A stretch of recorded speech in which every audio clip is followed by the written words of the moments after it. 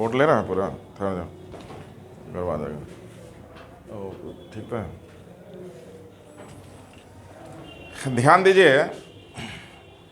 परिवहन तंत्र पढ़ रहे थे हम लोग, हृदय के बारे में पिछले क्लास में जानकारी लिए थे। अब हम लोग रक्त परिवहन के मार्ग को देखेंगे। जैसा कि पिछले क्लास में पता चला था कि हृदय में 4 चेंबर होता है, left auricle, left ventricle, right auricle, right ventricle. अब इसका अटैचमेंट एक तरफ लंग से, एक तरफ बॉडी से है, कि हृदय रक्त सप्लाई करता है बॉडी को, और हृदय में रक्त जाता कहाँ से, तो ये देख रहे हैं। तो ध्यान दीजिए, हम लोग ऑक्सीजन सांस में लेते हैं। ध्यान दो, यहाँ कंसंट्रेट हो जाओ, लिखने रहना। सांस में ऑक्सीजन ले रहे हैं, तो वो ऑक्सीजन रक्त के हीमोग्लोबिन से घुल गया और बना दिया ऑक्सी हीमोग्लोबिन। क्या बना दिया? ये प्रक्रिया हो रहा है लंग्स में। लंग्स में ब्लड भरा हुआ है, सांस ले रहे हैं, घुल गया। जिस रक्त में ऑक्सीजन घुल जाए उसे शुद्ध रक्त कहते हैं, और जिस रक्त में CO2 की मात्रा बढ़ जाए तो उसे क्या कहेंगे? तो प्योर इम्प्योर का कंसेप्ट है कि ऑक्सीजन है या CO2 है। ऑक्सीजन बढ़ेगा तो प्योर हो गया, और CO2 बढ़ेगा तो क्या हो जाएगा? ये नहीं कि गंदगी वाला यहाँ कंसेप्ट नहीं है कि गंदा धूला मिला दिए तो इम्प्योर हो गया। यहाँ पर CO2 ऑक्सीजन का चक्कर है। तो रक्त में ऑक्सीजन घुल गया तो क्वेश्चन एक समान नॉर्मल क्वेश्चन है कि हमारे शरीर में रक्त का शुद्धिकरण कहाँ होता है? देखा होगा सेट में। तो शुद्धिकरण में आंसर क्या हो जाएगा? कभी कभी किडनी दे देता है, तो किडनी में शुद्धिकरण ना होके फिल्ट्रेशन होता है, क्षमता है। रक्त का फिल्ट्रेशन बढ़ देगा तब आंसर क्या होगा? किडनी। रक्त का प्यूरिफिकेशन बढ़ देगा तब आंसर क्या हो जाएगा? क्योंकि प्यूरिफिकेशन का मतलब ऑक्सीजन का घुलना। उसी लाइन को लिखो कि वैसा रक्त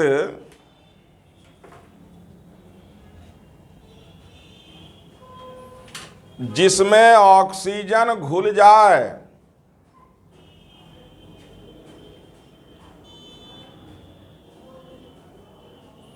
उसे शुद्ध रक्त कहते हैं।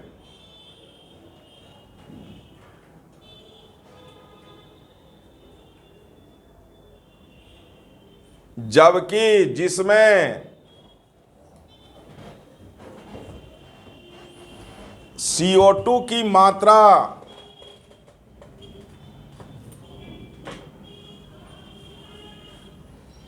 ज्यादा हो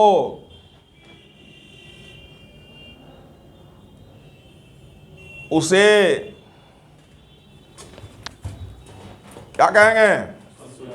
अशुद्ध रक्त कहते हैं।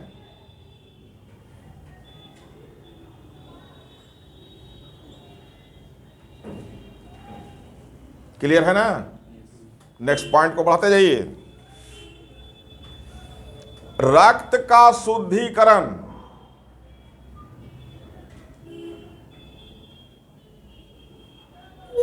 कहां हो जाएगा?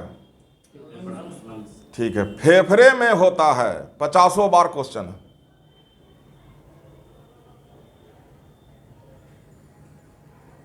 लेकिन किडनी रहेगा तो फिल्ट्रेशन होगा।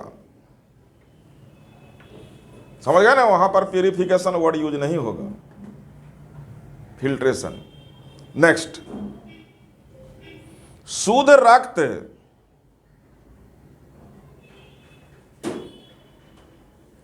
फेफड़ा से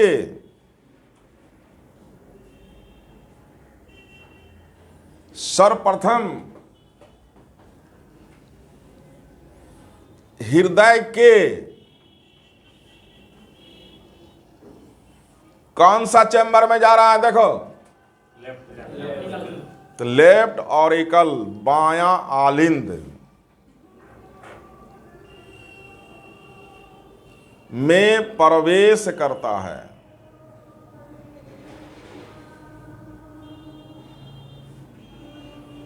लाइन को बढ़ा।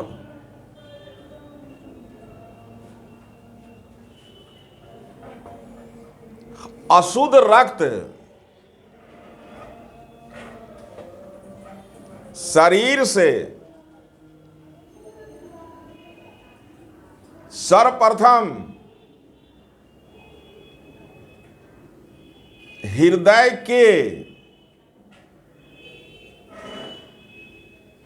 कौन सा चैम्बर, यहां से इंप्योर लौट जाया था, ये कौन सा चैम्बर है? Right auricle. अभी भूल गया तुरंत, इसी का उल्टा ना इधर है, ये क्या हो जाएगा? राइट है ना होगा, लेफ्ट अभी नहीं ना होगा, राइट वेंट्रिकल। तो किस में पहुंचेगा? तो लिखो राइट ऑरिकल में प्रवेश करता है, दायां आलिंद में प्रवेश करता है।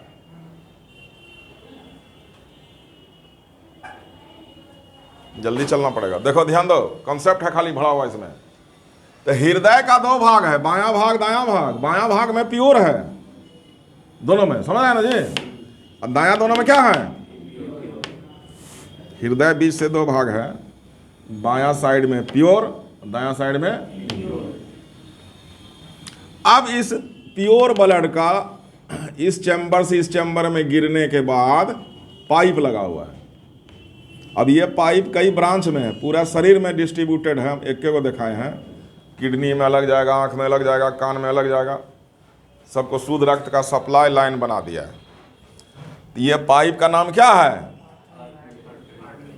इसमें कैसा ब्लड? तो धमनी लिख के डैश दो, आर्टरी।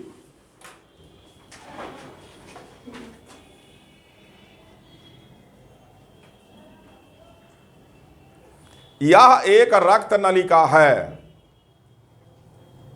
Blood vessel. यह एक रक्त नलिका है जो हमेशा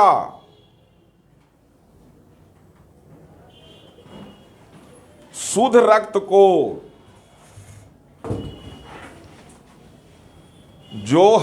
शुद्ध रक्त को हृदय से शरीर की ओर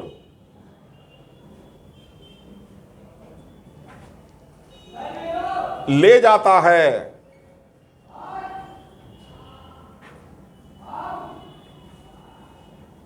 यह कैसा ब्लड ले जा रहा है बोलिए? और कहां से कहां ले जा रहा है? हृदय से शरीर। अपवाद लिखो, इसमें अपवाद है कि सारा धमनी जो है प्योर ब्लड ले जाता है, लेकिन एक धमनी जो है प्योर ना ले जाके इम्प्योर ले जाता है। वो कौन सा धमनी है? अपवाद में लिखो पल्मोनरी धमनी, आर्टरी। अब यही क्वेश्चन पूछा हुआ है पिछला, पल्मोनरी धमनी, आर्टरी। क्वेश्चन था कि पल्मोनरी आर्टरी कहां से कहां ब्लड ले जाता है। अब कनेक्शन देखो, इसका पहला कनेक्शन कहां पर है? और राइट वेंट्रिकल से ये चलते चलते कहां गिरा रहा है? तो यही कोष्ट में लिख दो, राइट वेंट्रिकल से लंग्स इसका रूट है। यही क्वेश्चन पूछा हुआ था, परेशान कर दिया, समझ गए? तो एकदम इजी वे में चलना है, कहीं दायां बायां नहीं जाना है आपको। कि इसका रूट जो है यहाँ राइट आर बना दीजिए इसको, राइट वेंट्रिकल से लंग्स।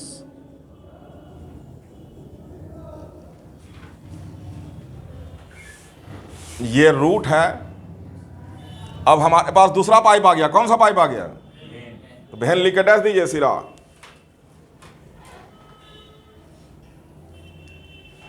यह भी एक रक्त नलिका है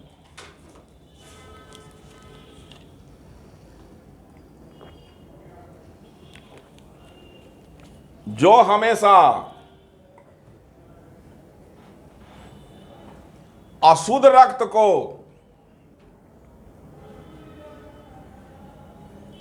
शरीर से हृदय की ओर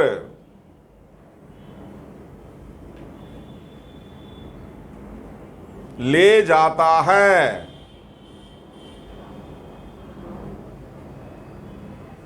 ठीक है, क्लियर है ना? अपवाद इसमें भी है, अपवाद लिखो।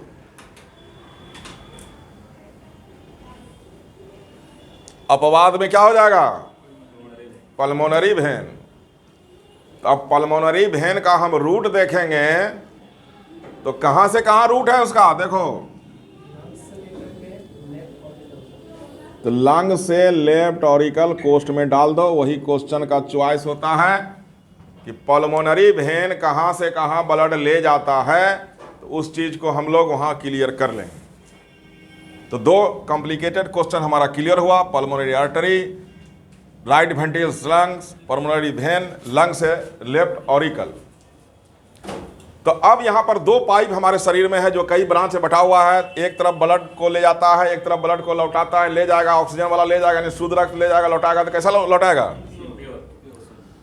तो दो पाइप का स्वरूप है और दोनों का जाल बिछा हुआ है पूरे शरीर में। रक्त परिवहन के मार्ग जो हम लोग लिखें, अब इसका हम समरी बना देते हैं। तो समरी में हम लेंगे कि लंग्स से स्टार्ट होता है, ध्यान देते जाओ, पहले बाद में लिखना। लंग से ब्लड चला, किसमें प्रवेश किया? बोलते जाओ, लेफ्ट ऑरिकल में गया, देख रहा है ना। लेफ्ट ऑरिकल से फिर किसमें गया? लेफ्ट वेंट्रिकल से फिर किसमें गया? आर्टरी पाइप लगा हुआ है ना, आर्टरी से फिर किसमें गया? अब बॉडी से फिर कहाँ गया? वेन में। वेन से फिर कहाँ चला गया? ये वेंट्रिकल कहाँ हो जाएगा? राइट ऑरिकल ना हो जाएगा।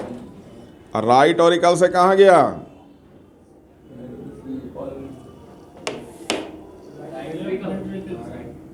उसी में नीचे गिरा। और राइट वेंट्रिकल से फिर कहाँ गया? ये राउंड हमारा पूरा हो गया ना। देखो ध्यान दो, तो रक्त परिवहन के मार्ग का हम समरी बना दिए कि लंग्स से हम चले, लंग्स पर पहुंच गए। इसमें देखने को क्या मिलता है? बहुत अच्छा कंसेप्ट दे रहे हैं कि इधर जो है प्योर ब्लड होगा और इधर क्या रहेगा? और बॉडी और लंग्स है, इसमें प्योर इम्प्योर दोनों रहेगा। बॉडी का आधा प्योर आधा इम्प्योर, लंग्स में आधा प्योर आधा इम्प्योर, हृदय में आधा प्योर आधा इम्प्योर, बॉडी में भी आधा प्योर आधा इम्प्योर। तो आधा भाग प्योर आधा भाग इम्प्योर पूरा शरीर में। और शुद्ध रक्त अलग चल रहा है, शुद्ध रक्त अलग चल रहा है। तो वैसा सर्कुलेशन जिसमें प्योर इम्प्योर का अलग अलग सर्कुलेशन हो, वैसे सर्कुलेशन को डबल सर्कुलेशन कहते हैं। अब पूछेगा कि डबल सर्कुलेशन क्या है, तो शुद्ध और अशुद्ध का अलग अलग परिवहन। तो वैसा जंतु जिसके हृदय में 4 चैम्बर हो, उसी जंतु में डबल सर्कुलेशन संभव होता है। अब 3 वाला में तो मिक्स कर जाएगा, 3 चैम्बर है तो एक लाइन लिख लो, फिर उसको बना लेना कि वैसा परिवहन जिसमें शुद्ध और अशुद्ध रक्त का अलग अलग परिवहन हो, जिसमें शुद्ध और अशुद्ध रक्त का अलग अलग परिवहन हो,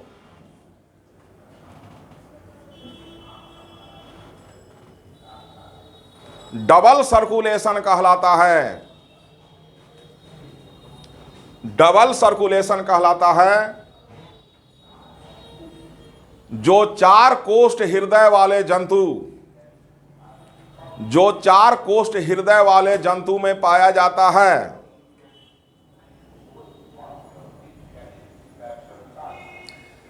अब मान लीजिए आपसे क्वेश्चन देगा कि निम्न किस जंतु में डबल सर्कुलेशन प्रेजेंट है, तो उतना निकाल लीजिएगा ना, 4 चैम्बर वाला कौन है। तो किसी पक्षी का नाम हो सकता है या किसी स्तनधारी का नाम हो सकता है चॉइस में। समझ गया बात को ना। अब उसको बना लीजिए। परिवहन तंत्र चल रहा है, इसका अगला लॉट जो है अगले क्लास में जारी रहेगा। जय हिंद।